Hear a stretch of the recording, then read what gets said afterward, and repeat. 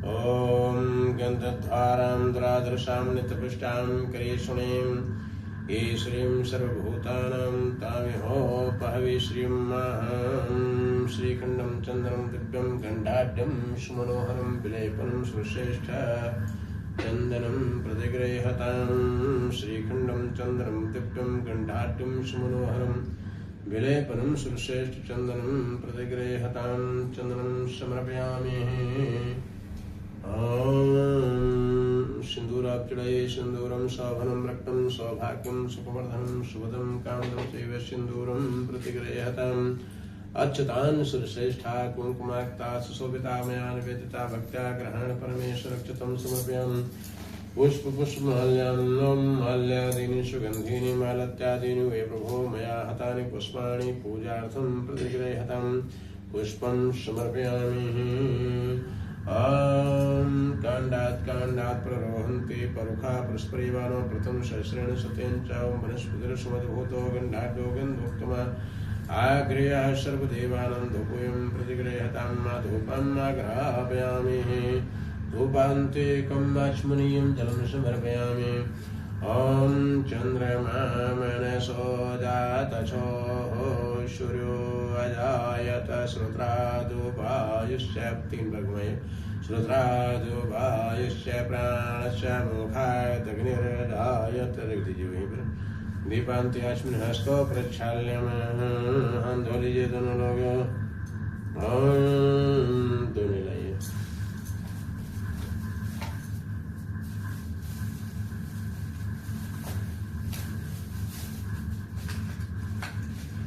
मेवे से में डालो मेवा डालो निकालो अपनी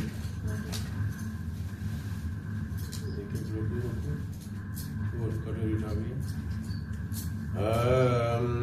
अभ्यासेदन्तच्चकुं शिशूर्योषमवर्तत कद्भ्यां मोहनिरदशा श्रोता तथा लोकान् अकल्पन् एक एक दोनों उठाइए। तदीयं वस्तु गोविंदम यहाँ छुआइए रख दीजिए। तदीयं वस्तु गोविंदम तपिमेव समर्पेदं नैवेद्यं निवेदयामि। शर्कराखण्ड खाद्यानि दधिषेघृतानि साहारं भक्ष्यभोज्यं च नैवेद्यं प्रतिगृह्यताम्। सूर्यादिनुग्रहं जलदेवताभ्यो नमः इदं नैवेद्यं निवेदयामि। नैवेद्यान्ते आचमनीयं च पुनराचमनीयं च मध्ये मध्ये पानीं समर्पयामि। तीन बार जल छोड़े आचमनीं च पुनराचमनीं च मध्ये मध्ये पानीं समर्पयामि। फल चढ़ाइए। एक एक फल सबको स्पर्श करके सबके दोनों में रखते जाएं। इदं फलं मयावदेव स्थापित पुरुषस्तो तेन मे सफलावाप्तिर्भवेत् जन्मन् जन्मनि इदं ऋतुफलं समर्पयामि। अमिदं फलं मयावदेव स्थापित पुरुषस्तो तेन मे सफलावाप्तिर्भवेत् जन्मनि जन्मनि इदं ऋतुफलं समर्पयामि। ऋतुफलान्ते कम्माचमनीं जलं समर्पयामि। हाँ, पूजा संपन्न करा रहा हूँ, शुरू कर चुका हूँ, पूजा शुरू कर चुका हूँ। भोगे फलं महादिव्यं नागवल्लीधनुतमेलालं शतं ताम्बूलं प्रतिगृह्यतां ताम्बूलं समर्पयामि।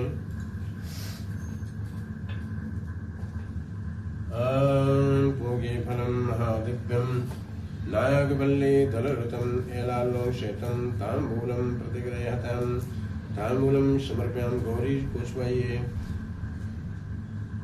इदं भोगे फलं महादिव्यं नागवल्लीधनुतम् एलालं शतं ताम्बूलं प्रतिगृह्यतां। भोगे फलं महादिव्यं नागवल्लीधनुतम् एलालं शतं ताम्बूलं प्रतिगृह्यतां ताम्बूलं समर्पयामि। सबको दक्षिणा दीजिए। हृदयगर्भाय समवर्तदाग्रे भूतस्य जाताप्त्रेकाशेत सबके दोनों रख दीजिए। तस्मै देवाय विखाविधिं द्रव्यदक्षिणा समर्पयामि। हाथ में पुष्प लेकर प्रार्थना कीजिए। ओम विघ्नेश्वराय वरदाय सुरप्रियाय लंबोदराय सकलाय जगद्धिताय नागाननाय श्रुतयज्ञविभूषिताय गौरीसुताय गणनाथ नमो नमस्ते। तुम वैष्णवी शक्तिरनन्तवीर्या विश्वस्य बीजं परमासि माया सम्मोहितं देवि समस्तमेतत् तुम वै प्रसन्नं भुवि मुक्तिहेतुः नमो नमस्ते स्फटिकप्रभाये श्वेतहाराय सुमङ्गलाय सुपासहस्ताय जखासनाय जलाधिनाथाय नमो नमस्ते। ब्रह्मा मुरारी त्रिपुरान्तकारी भानुः शशि भूमिसुतो बुधश्च गुरुश्च शुक्रः शनि राहु केतवः सर्वे ग्रहाः शान्तिकरा भवन्तु। इदं प्रार्थनापूर्वकं नमस्कारान् समर्पयामि।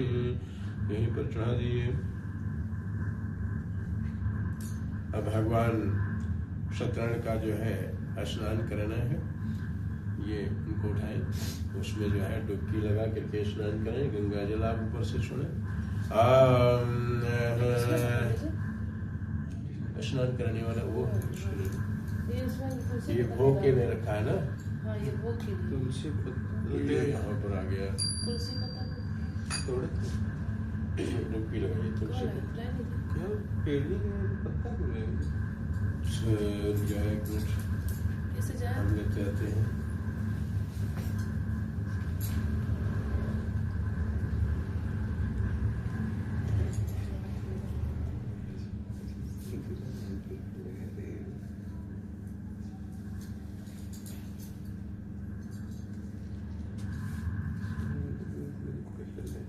दो बत्ती बहुत है।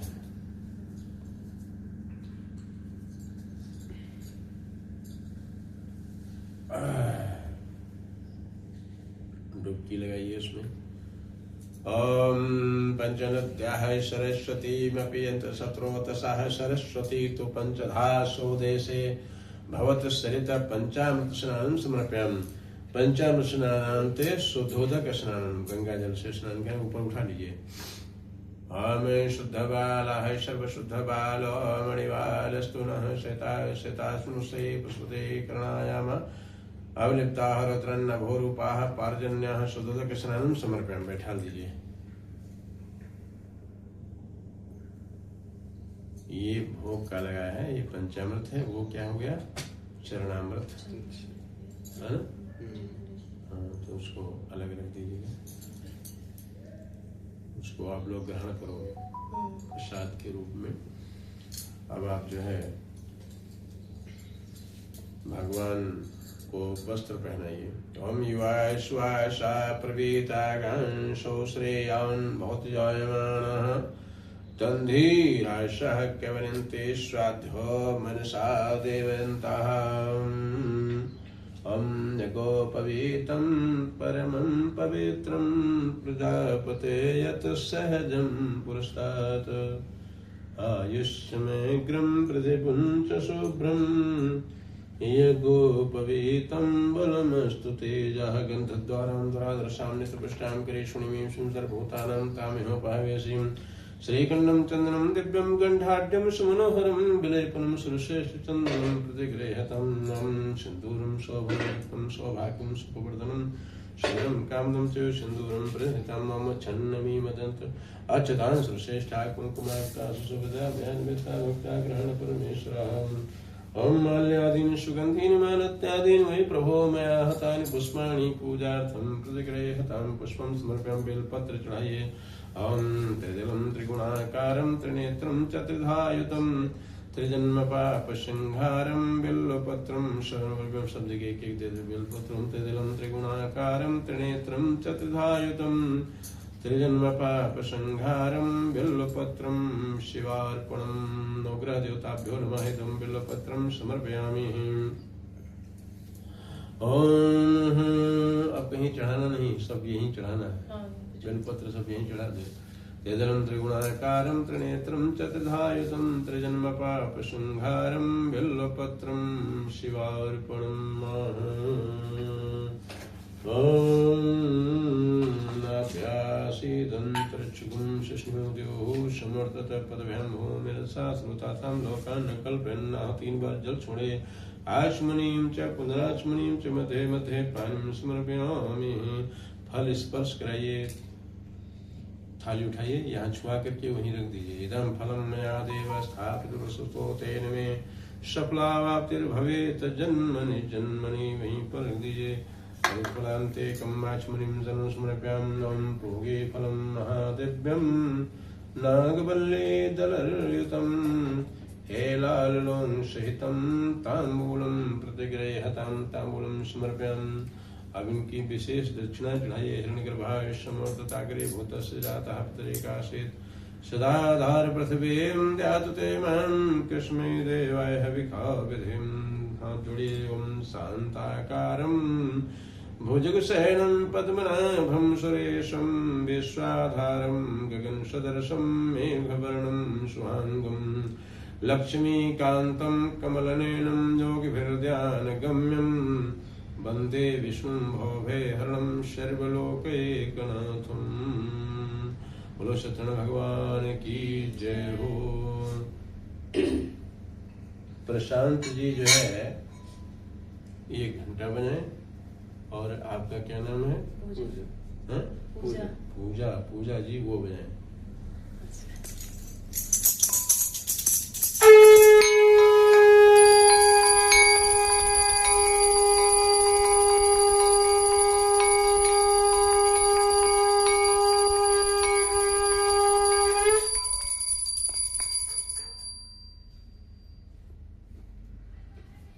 जब हम सब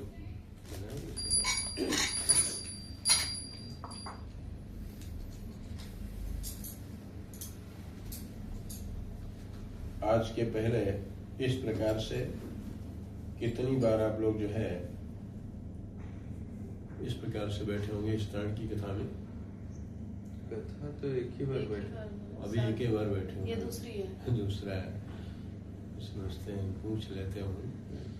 पूछना जरूरी है क्योंकि ऐसा कोई अवसर ही नहीं प्राप्त होता है जो विवाह के पहले खास करके लड़कियों के लिए ये अवसर नहीं मिलता है।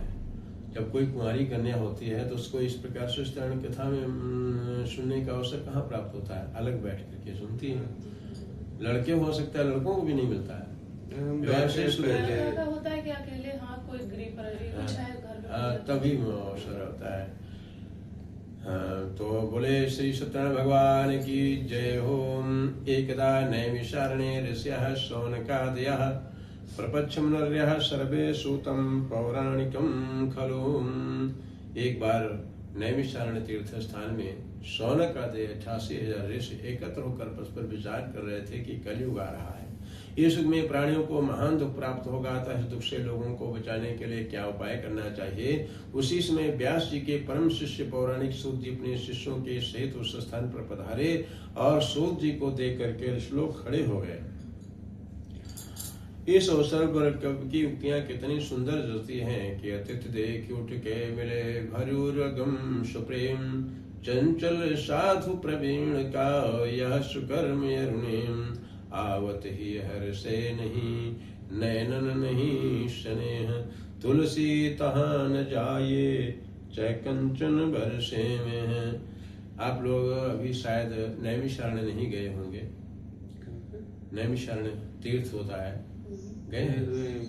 बाबा धाम में गए। हाँ, तो देखिए इस कथा में, सत्यनारायण की कथा में सबसे पहले सत्यनारायण भगवान की कथा में नैमिषारण्य का महात्म जो है वर्णित किया गया है। नैमिषारण्य के स्थान में, नैमिषारण्य तीर्थ में जो है, यहाँ से बहुत ज्यादा दूर नहीं है, लगभग 100 किलोमीटर के इर्द गिर्द में है। तो वो नैमिषारण्य जहाँ समस्त ऋषि एकत्र होकर परस्पर विचार करते हैं कि कलयुग आ रहा है और कलयुग में तरह तरह के मनुष्य होंगे जो धर्म के प्रति जिनका विचार सोच नहीं होगा, जो लोग परोपकार नहीं करेंगे, सत्य नहीं बोलेंगे, ऐसे लोग होंगे। उनके लिए क्या उपाय है ये विचार कर रहे हैं। उसी समय सूत जी वहां पर आ जाते हैं। सूत जी व्यास जी के परम शिष्य हैं। व्यास जी ने जिन्होंने महाभारत आदि ग्रंथ की रचना की है। तो कहते हैं अति देख उठ के मेरे भरूर गम सुप्रेम चंचल साधु प्रवीण का यह शुक्र में अरुणिम। जिस प्रकार से मेरे आगमन पर आपने मेरे चरणों को धोया, यह अतिथि स्वागत में आता है। जब कोई अतिथि आता है तो उसको इसी प्रकार से जो है पहले बैठने के लिए स्थान देते हैं, फिर शरण इत्यादि होते हैं, फिर जो है जो भी अवगत है वो करते हैं। उसी प्रकार से समस्त ऋषियों ने सूत जी को अवगत किया।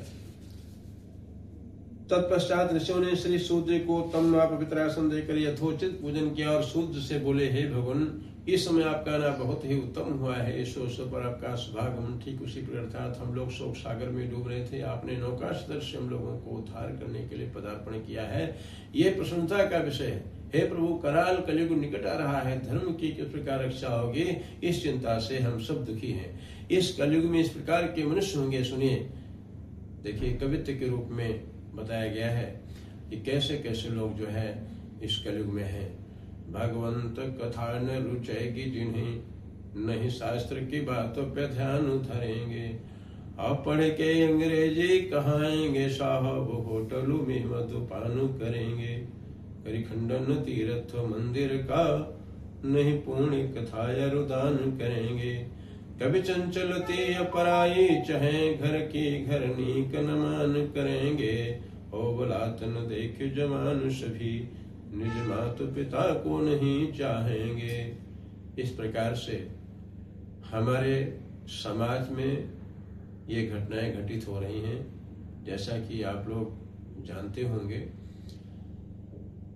इस बहुत ही कम, जैसे कि आप इस उम्र में सत्यनारायण की कथा सुन रहे हैं, तो आप जैसी उम्र के बहुत कम लोग ही जो है ये सत्यनारायण कथा को सुनना पसंद करेंगे। नहीं तो इधर उधर के अधर्म के रास्तों में उनका मन भटक जाता है। धर्म पर विरले कुछ ही लोग चलने का प्रयास करते हैं। हे भगवान, व्रत अथवा तप करके जिस प्रकार वांछित फल प्राप्त हो कृपा करके कहिए, ऐसी हम लोगों की इच्छा है। शान का दृश्यों की प्रार्थना पर श्री सूत जी बोले, रसगुण आप धन्य हैं, आप जैसे मनुष्य सत्य पुरुष कहे जाने के योग्य हैं, जो कि परोपकार के लिए चिंता करते हैं और दुष्टों से कष्ट पाने पर उनको सुख देते हैं। हे परोपकारी शौन का कृष्ण, इसी प्रकार विष्णु भगवान से एक बार नारद मुनि ने पूछा था, जिस प्रकार आप लोगों ने मुझसे पूछा, इसलिए संध्या करने के बाद जिस प्रकार इस प्रश्न का उत्तर श्री भगवान ने दिया था, उसी प्रकार मैं आप लोगों के समक्ष कथन करूंगा। शौन का कृष्ण ने कहा, तो तब हम लोग भी संध्योपासन कर लें, क्यों किसी कवि ने कहा, जो प्रातः होकर के स्नान नहीं करता, भगवान की भक्ति नहीं करता है, अंत में नरक हो जाता है। इसके पश्चात संध्योपासन से निवृत्त होकर के सब लोग श्री सूत जी महाराज के सामने एकत्र हुए। सूत जी ने ऋषियों से कहा कि ऋषियों, दत्त होकर के मेरी बात सुनिए, तुम्हारा ध्यान किसी और तरफ रहेगा, तुम्हारे उपदेश से लाभ नहीं पाओगे, न तो तुम्हारा कोई कार्य बन सकेगा। हे सुनिश्च में नारद मुनि परोपकार की इच्छा से नाना लोकों में घूमते हुए स्मृत लोक में यहाँ पर देखा, जितने मनुष्य हैं सबके सब अनेक प्रकार के दुख से दुखित हैं और भांत भांत की यौन में जन्म लेकर अपने पापों को भोग रहे हैं।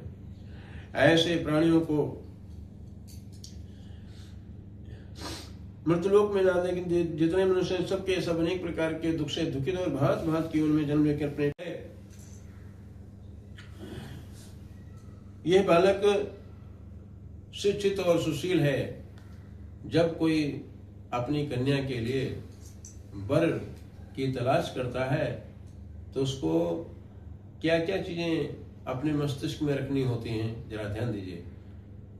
शिक्षित, सुंदर और सुशील, निरोगित भी यह वैश्य कुमार है, और जाति में मानो महान है शक्ति का, और पिता का बड़ा व्यापार है। ये चीजें देखी जाती हैं। यानी कि जो होने वाला हमारा जो दामाद है वो शिक्षित है, पढ़ा लिखा है कि नहीं, सुंदर है कि नहीं, और सुशील है, दयावान है, और जात में श्रेष्ठ है कि नहीं, और होने वाले दामाद के पिता का अच्छा व्यापार चलता है कि नहीं चलता? सब चीजें तुम्हारे पिताजी ने देखा हो, है ना? सब चीजें मिलती है ना? वो यो दुर्लभ वर है जग में, कवि चंचल का यह सत्य विचार है। दूतों के मुख से वचन सुन साधु ने अपनी कन्या का विवाह वेद विधान से वैश्य पुत्र के साथ कर दिया। कन्या के विवाह के समय भी दुर्भाग्यवश पुनिया सत्यनारायण भगवान का उत्तम व्रत करना भूल गया। भगवान उसकी नीचता पर बहुत रुष्ट हुए। तब व्यापार में कुशल साधु पुनिया ने विवाह करने के बाद निश्चय किया अब कहीं व्यापार करने चलना चाहिए। तो दामाद को साथ लेकर के व्यापार के घर से बाहर निकले और रतन साहब नगर में पहुंच करके सागर के समीप नाव को खड़ी करके दामाद के साथ व्यापार करने लगे। रतन साहब नगर के स्वामी चंद्रकेतु राजा थे। उस समय सत्यनारायण प्रभु ने प्रतिज्ञा साधु बुनिया को श्राप दिया कि हे बुनिया, तुमको भविष्य में कठिन से कठिन महान दुख प्राप्त होगा। यह लोभ का फल है, क्योंकि लोभाविष्टो नरो विक्तम बीक्षते नैव चापदम दुग्धम पश्यति मर्जारो यदा न लघुडाहितम। सत्यनारायण स्वामी ने बनिया को श्राप देकर उपाय के एक दिन दो चोर राजा का बहुत सा धन चुरा करके भागे और जहां पर साधु अपने दामाद के साथ सोया हुआ था वहां जा पहुंचे। चोरों के पीछे राजा के सिपाही भी लगे थे। सिपाहियों को देख करके चोर डर के कारण धन बनिया के पास रख करके तुरंत रफू चक्कर हो गए।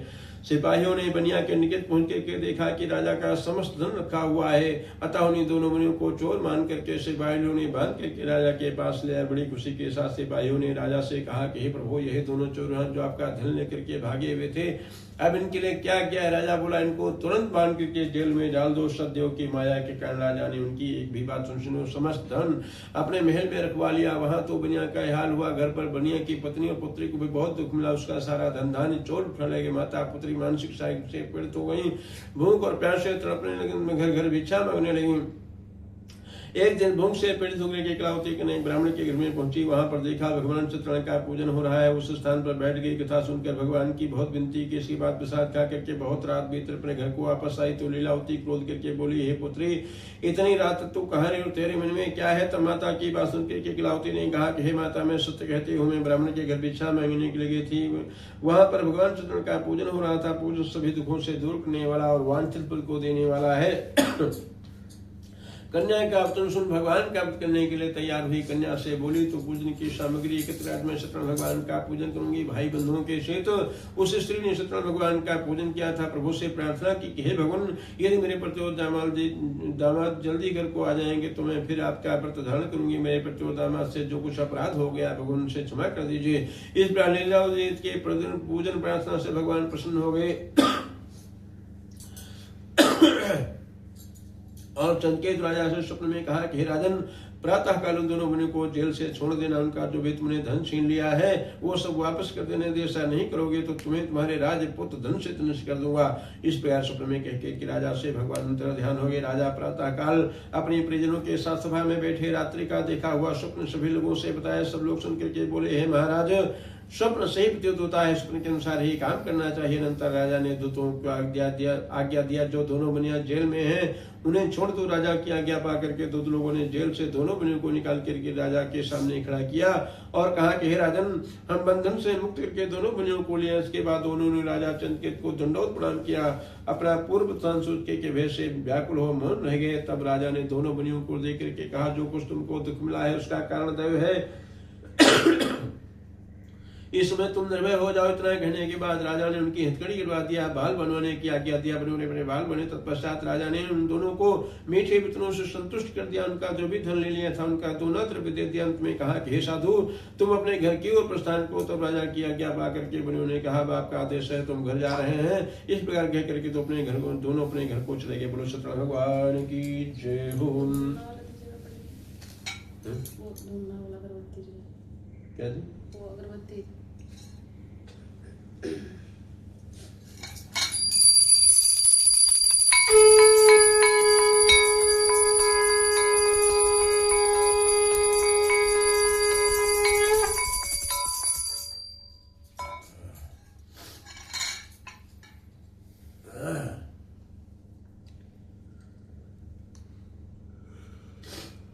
तीन अध्याय समाप्त हो गए, 2 रह गए। यात्रां तु कृतवान् साधुर्मङ्गलान् पूर्विकां ब्राह्मणेभ्यो धनं दत्त्वा ददातो नगरं यो ये दूरे गते साधु सत्यनारायण प्रभु। सूत जी सौनकादि ऋषियों से कहते हैं कि ऋषियों साधु बने यात्रा से पूर्व मंगल कृत करके ब्राह्मणों को धन देकर अपने रतनपुर नामक नगर को चला।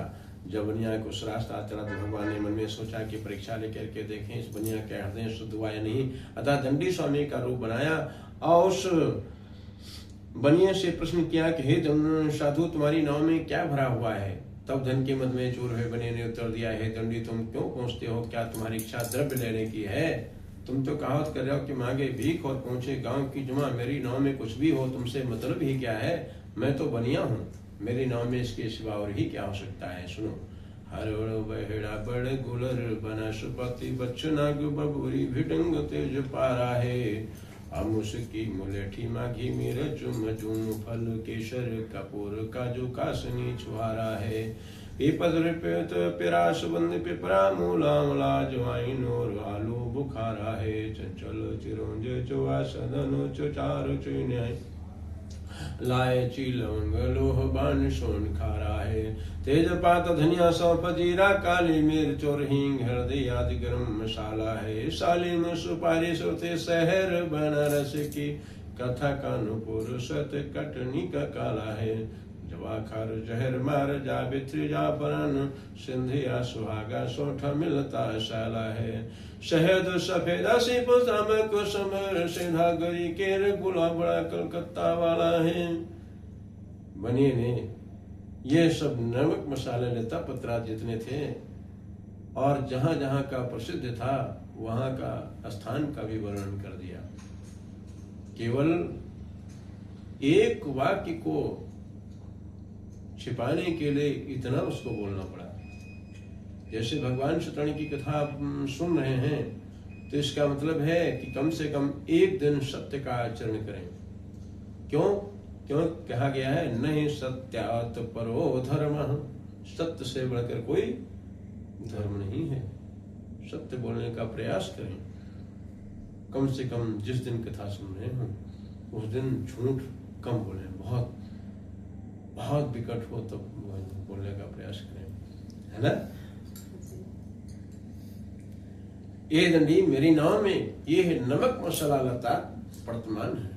बनिया ने भगवान से कहा कि मेरे नाव में सब नमक मसाले भरे हुए हैं। तो भगवान क्या कहते हैं कि तुम्हारा ही वचन सत्य हो। दंडी महाराज इस तरह करके उस स्थान से चल करके समुद्र के किनारे बैठ जाते हैं। उनके जाने के बाद बनिया नित्य अपना कर्म करता है। उसके बाद नाव की ओर देखता है तो नाव जल के ऊपर आ गई है। वह विस्मय में पड़ गया। जब उसने नाव चढ़ करके देखा तो नाव में जवाहरात की जगह पर लता पत्रा मिला। बनिया मूर्छित होकर के जमीन पर गिर पड़ा और होश आने पर बहुत दुखी हुआ। तब साधु बनिया के दामाद ने साधु बनिया से कहा, शोक और चिंता क्यों करते हो। ये श्रेष्ठ प्रज्ञों का वचन है, क्योंकि गतम न सोचामी कृतम न मन्ये। जो गत हो जाए, व्यतीत हो जाए, उस पर ज्यादा विचार नहीं करना चाहिए।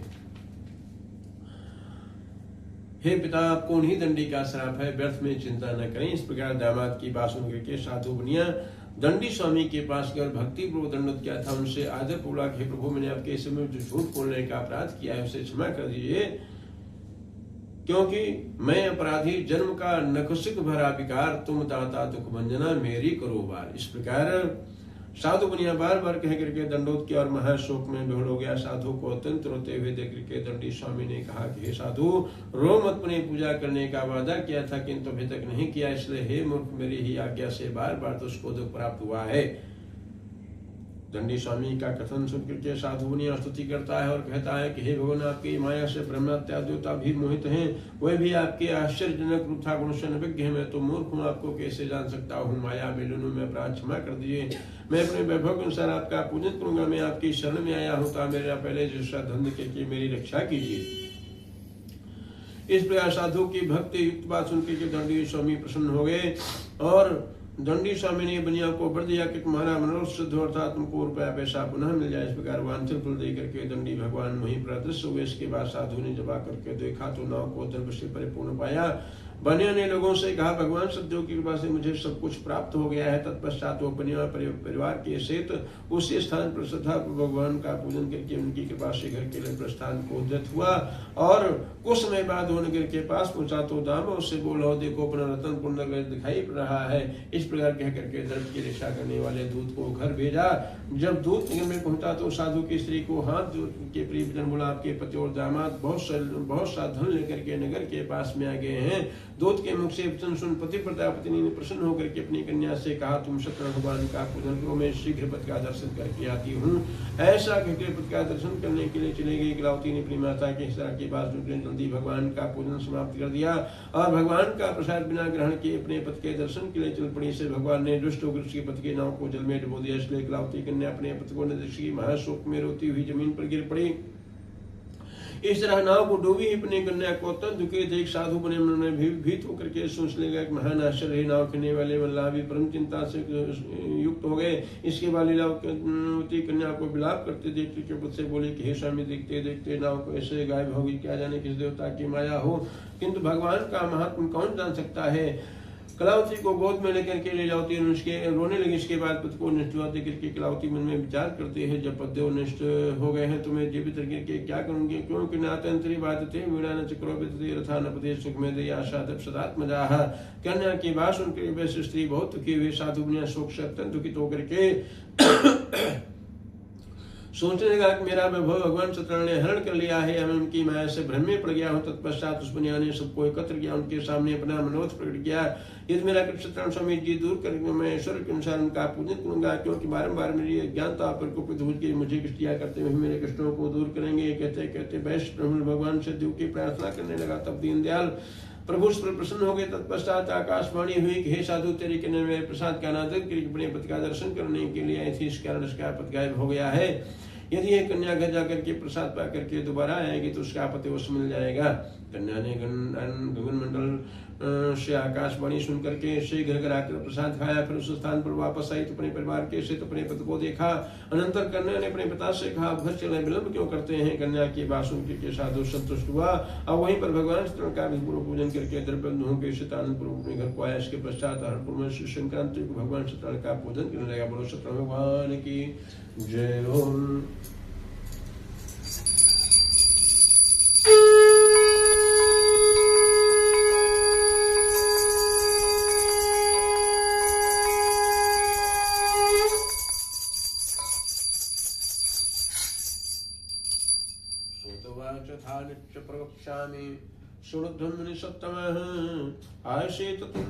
राजा प्रजापालन तत्परः। श्री सूत सौनकादि से कहते हैं कि हे मुनीश्वर, मैं भी और एक कथा कहता हूँ। अब आप लोग सुनिए। शतु में तुंगध्व नाम का एक राजा था। वह राजा अपनी प्रजा को पुत्र के समान मानता था, उसके पालन में तत्पर था। इस प्रकार का प्रजापति राजा भी सद्योग के प्रसाद त्याग देने के कारण महान दुख को पाया। एक बार वो राजा जंगल में शिकार खेलने के लिए गया, बहुत प्रकार के जंगली जानवरों का श्रृंगार किया। इसके बाद घर की ओर जब लौट रहा था तो देखा एक बरगद वृक्ष के नीचे बहुत से ग्वाले भाई बंधुओं के सहित भगवान सत्यनारायण का प्रतिमा पूजन कर रहे हैं। इस प्रकार देख करके राजा अभिमान बस उस स्थान पर गया, भगवान को प्रणाम किया। तत्पश्चात गोप लोगों ने पूजन समाप्त करने पर सत्यनारायण भगवान का प्रसाद राजा के समीप ला करके रखे और वे अपने स्थान पर आकर के इच्छानुसार प्रसाद को ग्रहण किए। राजा उस प्रसाद को त्याग कर चला गया। तब राजा को उस प्रसाद को त्याग देने से अत्यंत दुख प्राप्त हुआ। उसके 100 पुत्र मृत्यु को प्राप्त हो गए, उसका सारा धन धान नष्ट हो गया। तब राजा ने मन में सोचा, सत्यनारायण प्रभु के प्रसाद त्याग देने से मेरी दशा हो गई है, क्योंकि भगवान में इतनी शक्ति है कि रंकम करोति राजानम राजानम रंकमेव च धनिनम निर्धनम चैव निर्धनम धनिनम तथा। इस प्रकार सोच करके राजा शीघ्र उस स्थान पर गया जहाँ प्रकोप सत्यनारायण भगवान का पूजन कर रहे थे। तत्पश्चात राजा ने भक्ति और श्रद्धा पर विकसित गोप लोगों के साथ भगवान सत्यदेव का पूजन किया और भगवान सत्यनारायण की कृपा से राजा को पुनः धन प्राप्त हो गया। संसार में शुभ होकर के वैकुंठ लोक को प्राप्त हो गए। सूत जी महाराज बोले कि हे सोनकादि जो मनुष्य नित्य प्रत्येक इस कथा का श्रवण करता है, श्रवण के प्रसाद से धन धान्य सब कुछ प्राप्त करता है। जो मनुष्य निर्धन हो धनवान हो जाता है, जो बंधन में पड़ा उसका बंधन छूट जाता है। और ऐसे वांछित फल देने वाले प्रभु को कोई काल कहता है, कोई कहते हैं, अनेकों रूपों को धारण करके सबकी इच्छाओं को पूरी करते हैं। जिन्होंने पहले जन्म में सत्यम स्वामी का पूजन किया था, उनके दूसरे जन्म का हाल कह रहा हूँ। सदानंद जो महान विद्वान थे, दूसरे जन्म में सुदामा नाम के ब्राह्मण भगवान कृष्ण की भक्ति करके मोक्ष को प्राप्त हो गए। बिल्लकड़ा दूसरे जन्म में निखात हुआ, जो श्री राम को गंगा पार उतार कर स्वयं की कृपा से भवसागर पार हो गया। उनका राजा दूसरे जन्म में महाराज दशरथ हुए, जो भगवान श्री रंगनाथ का पूजन करके मोक्ष को प्राप्त हो गए। साधु वैश्य धार्मिक मुरुद राजा हुआ, जैसा सत्यवादी धार्मिक था कि अपने स्त्री के साथ अपने पुत्र का दाहिना अंग स्वीकार करके ब्राह्मण भी भगवान को देना स्वीकार किया। बोलो सत्यनारायण भगवान की जय हो।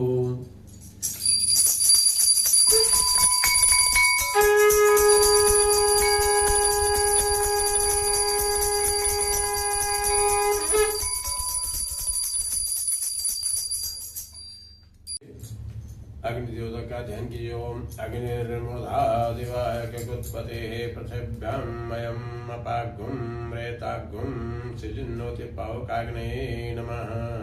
घुमा के नीचे छोड़ दीजिए, 4 बार घी छोड़े।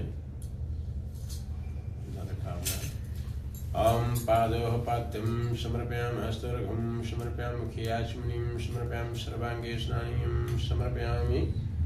स्नानोपरान्तः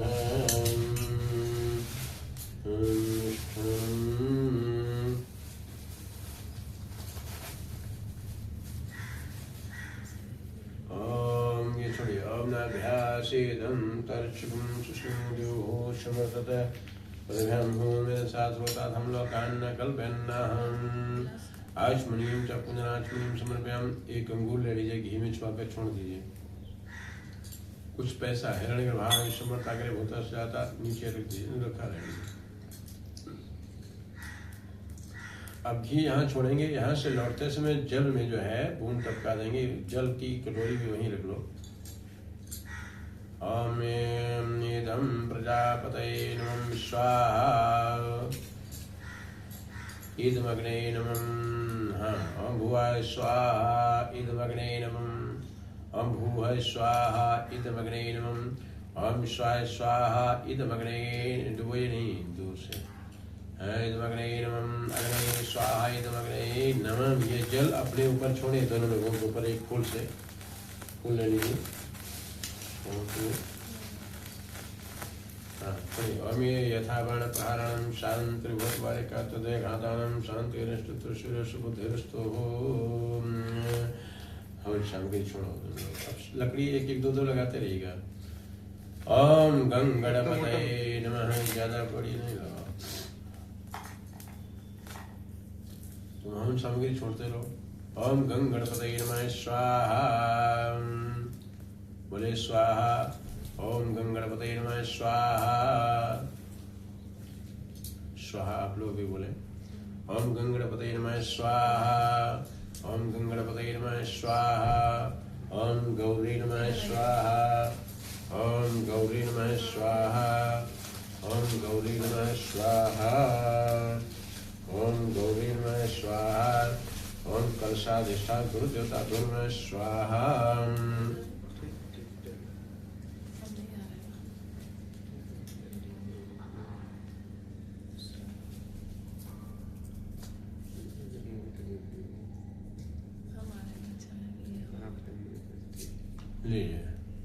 ओम घृणी सूर्याय नमः स्वाहा। ओम सोम सोमाय नमः, घी में छुआते छुआते। ओम सोम सोमाय नमः स्वाहा। ओम अंग, तुम हम सामग्री जितनी बार स्वाहा बोले उतनी बार छोड़ते जाओ। ओम अंग अंगारकाय नमः स्वाहा। ओम बुम बुधाय नमः स्वाहा।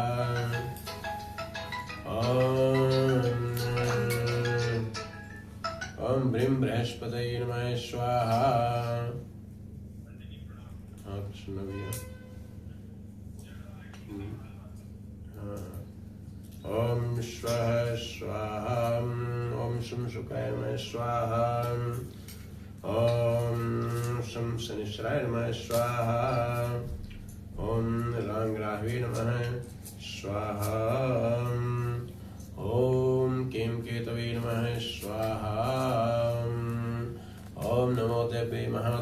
शिवाय सततं नमो नमः प्रकटे भद्राय नेतापणता स्मृतं स्वाहा त्वं वैष्णवी शक्तिर्नंद वीरा विश्वस्य बीजं परमास्य माया समोहितं देवी समस्तमेत त्वं वै प्रसन्नां भुवि मुक्तयतु स्वाहा। दूर से ऐसे सुन दो। नमो नमस्ते परिवाराय श्वेतहाराय मंगलाय सुवासदाय जकासनाय जलाधिनाथ नमस्ते स्वाहा। ओम शांताकारं भुजगशयनं पद्मनाभं श्रीशं विश्वाधारं गरुं सदृशं मेघवर्णं स्वांगं लक्ष्मीकान्तं कमलनयनं योगविद्यानिगम्यं वन्दे विष्णुं भवभयहरणं सर्वलोकैकनाथं स्वाहा। ओम लोकान् शेषान् पांचतुष्टार्चात्कामान् सकलान् भीष्टान् त्वामाशतानां विपन्नराणां त्वामाशताः सहितां प्रयन्ते स्वाहा। ओम सर्वाबाधा विनिर्मुक्तो दन्तान् शतानि तामनुष्यो प्रसादेन भविष्यति संस्या स्वाहा। सर्वाबाधा प्रसन्नं त्रैलोक्या सकलेश्वरम्योत्या कार्यमस्मद्वैर्विनाशनं स्वाहा। ओम नीलाम्बुजश्यामलकोमलांगं सीतास्मारोपितमामहगं पाणो महासायकचारुचापं नमामि रामं रघुवंशनाथं स्वाहा। सीताराम लक्ष्मणाभ्यां नमः स्वाहा। ओम हनुमते नमः स्वाहा। ओम श्री सत्यनारायणाय नमः स्वाहा। ओम श्री सत्यनारायणाय नमः स्वाहा। ओम श्री सत्यनारायणाय नमः स्वाहा।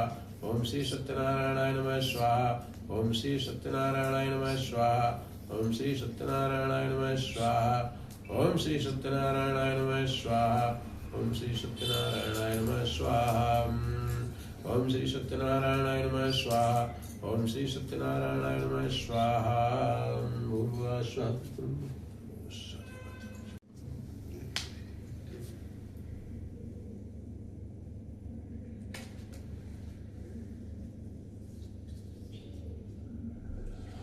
खड़े होकर के ऐसे बीचों बीच में रख दीजिए। ओम पूर्णा दर्वेश पूर्णा पुनरापतवसने विकरणी स्मृजग्रम शतक तो पूर्णा होते ही नमः स्वाहा।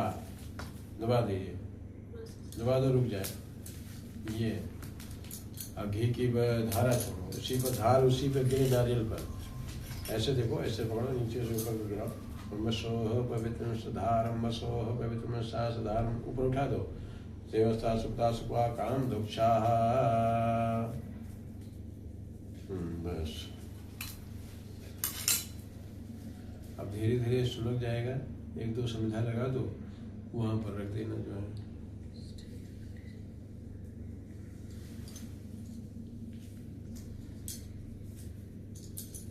बस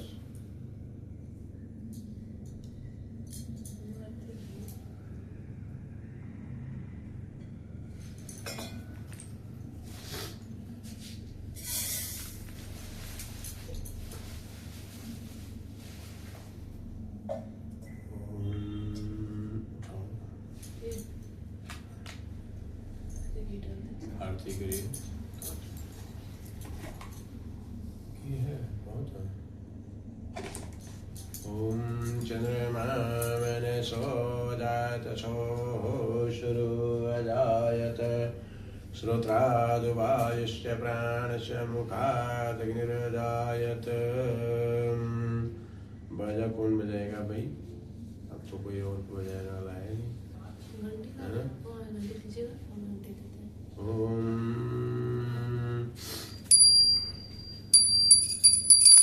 जय लक्ष्मी रमणा स्वामी जय लक्ष्मी रमणा सत्यनारायण स्वामी सत्यनारायण स्वामी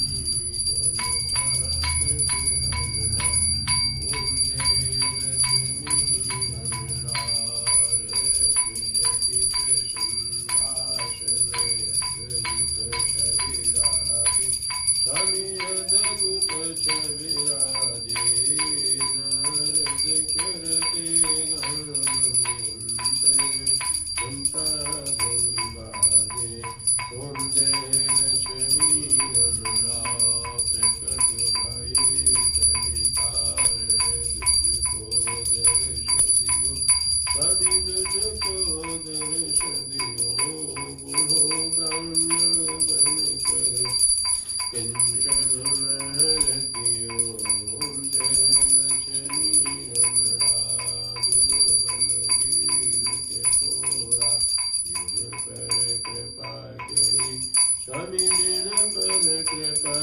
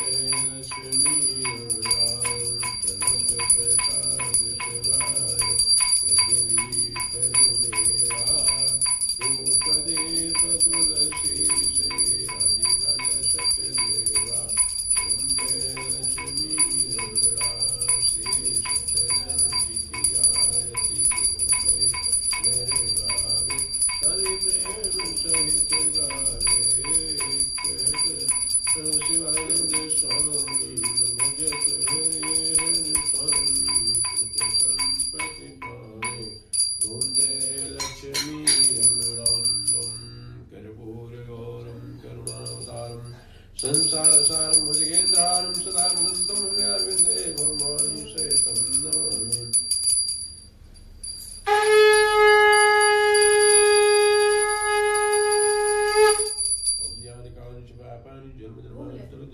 घूम जाइए, अब आगे पीछे तुम लो। तानि तानि विनश्यन्ते एक बार प्रदक्षिणा पदे पदे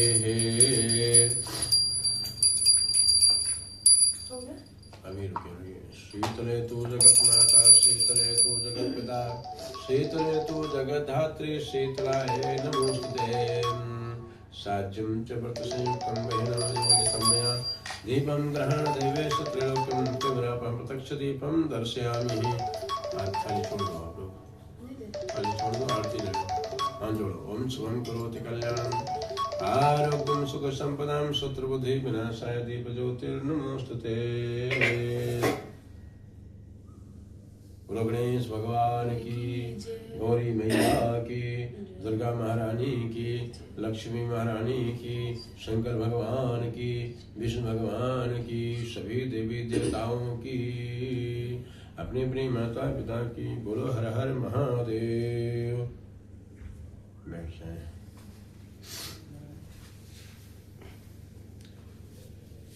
अब आपका जो है कार्य संपन्न हुआ।